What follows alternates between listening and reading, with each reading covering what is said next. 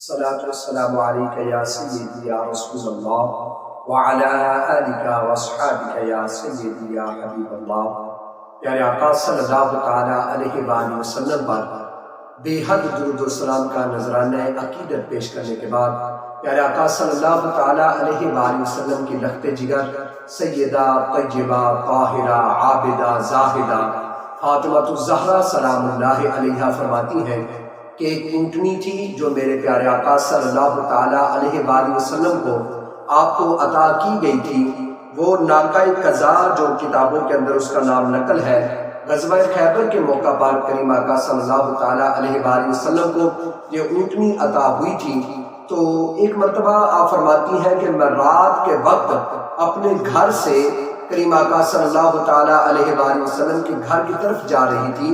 تو رستے کے اندر مجھے یہ اونٹنی ملی تو عرض کرنے لگی السلام علیکہ یا بنتی رسول اللہ صلی اللہ تعالیٰ علیہ وآلہ وسلم۔ پیارے آقا صلی اللہ تعالیٰ علیہ وآلہ وسلم کی پیاری لخت جگر آپ کو سلام ہو۔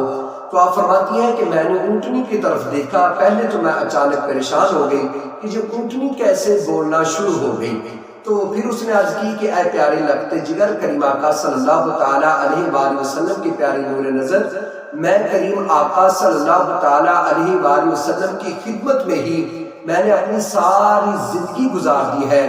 اگر میرے لائق کو حکم ہو تو مجھے بتا دے، میں کریم آقا کی بارگاہ میں حاضر ہونے والی ہوں، یعنی اللہ کو پیارے ہونے والی ہوں۔ تو سیدہ فاطمہ الزہرا فرماتی ہے کہ وہ اچانک کی صبح ہی اللہ کو پیاری ہو چکی، تو پھر ہمارے پیارے محبوب کے غلاموں نے اسے کمبل کے اندر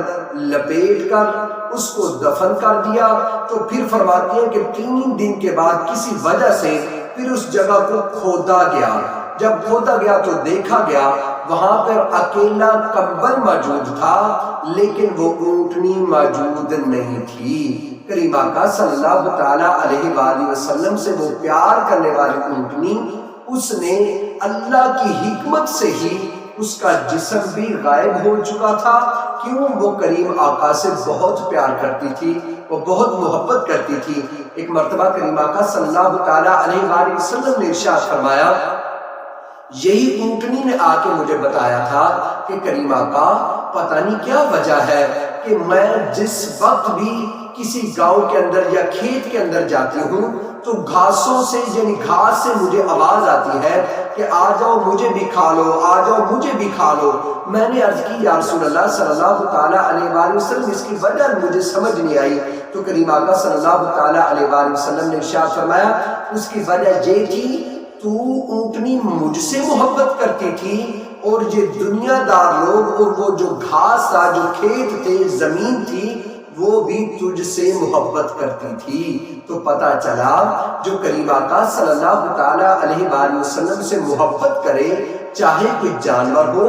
یا کوئی انسان ہو، تو اللہ رب العزت اس کی عزت پوری دنیا کے اندر لوگوں میں اور باقی چیزوں کے اندر بھی محبت ڈال دیتا ہے، کیونکہ وہ چیز کریم آقا سے محبت کرتی ہے تو وہ لوگ دنیا دار لوگ وہ بھی اس سے محبت شروع کر دیتے ہیں۔ تو لہٰذا ہمیں بھی اس واقعے سے یہ درس مل رہا ہے کہ ہم بھی کریم آقا صلی اللہ تعالیٰ علیہ وآلہ وسلم سے اگر تہہ دل سے محبت کریں گے تو اللہ رب العزت ہمیں بھی